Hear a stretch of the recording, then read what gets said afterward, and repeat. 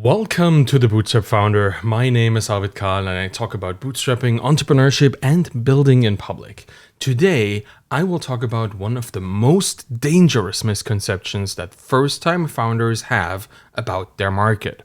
And before that, let me thank the sponsor of today's episode.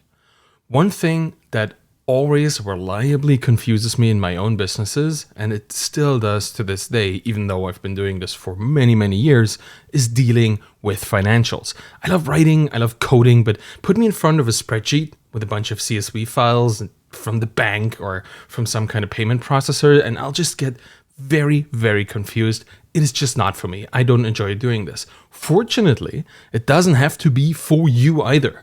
Enter Pinto Financial. They streamline your bookkeeping, your forecasting, and your cash flow, but they don't stop there. Pinto takes it to the next level by providing custom video-based monthly reports, something that is really cool, so you always know where you stand.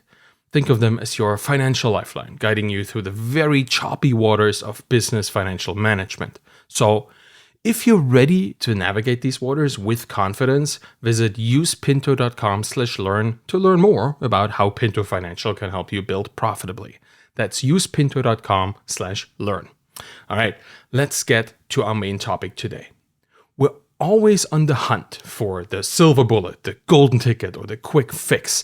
Even when writing resumes for some reason. We tinker, we optimize, and we look for services to help us make our CVs the perfect high-impact document we need them to be. But too often, we make a basic logical mistake. Something I'd like to call wishful reasoning, and resumes are an example here. We think because there's a perfect resume for each employer out there must also be a perfect resume that works for all employers. There's no such thing as a perfect resume that will work every time. Even experienced hiring managers struggle to say what makes a good resume, and they have seen hundreds, if not thousands of them. Why is that? Well, resumes are hyper-contextual. Each resume is an act of communication between two unique parties. To work well, a resume should be equally unique in that path of communication. Every CV is a message between a sender and a receiver with both radically different motivations and intentions. No singular message will ever be optimal for all potential combinations of those senders and receivers. No two employers want the exact same thing, and no two employees are ever equally skilled or experienced. So to assume that you could write a generic resume to have the maximum impact among all those employers you send it to is foolish. Yet in marketing, we take this path all the time. We want to find the perfect landing page copy instead of considering how to structure our marketing system to optimally reach a multitude of different customers one at a time. We always look for the template that works for every use case. But the truth is, there is no one-size-fits-all solution for our marketing efforts. Every customer is unique and has their own set of needs, wants, and pain points. So instead of trying to find a single solution that works for everyone, we should focus on understanding our customers and then tailor our marketing efforts to meet their specific needs in specific ways. This approach starts with the realization that a good product is specific, at least in the beginning. I know this won't scale forever, but it's not meant to. You might be tempted to think that the most common services that we use in our professional lives, stuff like Excel or Google Docs or tools like Dropbox, have always been great at everything they do. They're certainly used for every possible task right now. They're being used as general tools. Well, they have become general tools. Because when Dropbox started out, it was just a very specific file storage system that met a lot of resistance for being too opinionated. Google Docs, that's a general tool now, but that came out of Writely, and that was a web app that was focused first and foremost on real-time collaboration and not necessarily fully featured word processing. They didn't care about that. Most successful general tools start out as niche products serving well-defined niches. They are, for all X, there exists a Y solution. Each industry needs its own products. Yet, so many founders want to build the general tool first. They want to be the Y for all X. And just as much as sending the most generic resume to 100 different employers won't get you a job, neither will your generic early stage product find solid footing in multiple industries simultaneously. In fact, spreading your initial target customer persona over way too many audiences will do you a massive disservice.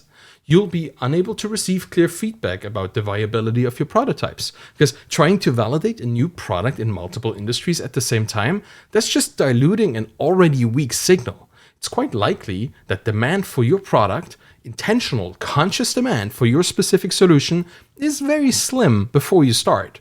That will make validation, or rather the act of trying to invalidate it, of that market assumption takes significantly longer, and that introduces more risk to an already risky act of entrepreneurship. Eventually, you might find multiple audiences for your product as you explore what's working and what's not. Eventually. And then you can do a lot of things that allow you to support multiple customer audiences at the same time. You'll start diving into experiments with new niches outside of the one you work in and start to segment your customer base into these distinct and well-defined groups. And instead of one landing page aimed at a singular particular niche, you will establish individual landing pages for each audience filled with jargon that they only speak in that particular niche, and then start comparing your product to the competitors your prospects use in that particular industry. You will eventually iterate your way out of your first niche, that's the idea, and grow into new and exciting markets outside. But you don't start with that. As a bootstrapper, you very likely don't even have the resources or the mental capacity to divide your focus for this. Not with specialized competitors everywhere, even in the single niche that you start out with, that have already understood the power of niche alignment and are trying to build the perfect product for their specific customers in that industry niche. Trying to create a product that is supposed to appeal to everyone is generally a recipe for failure.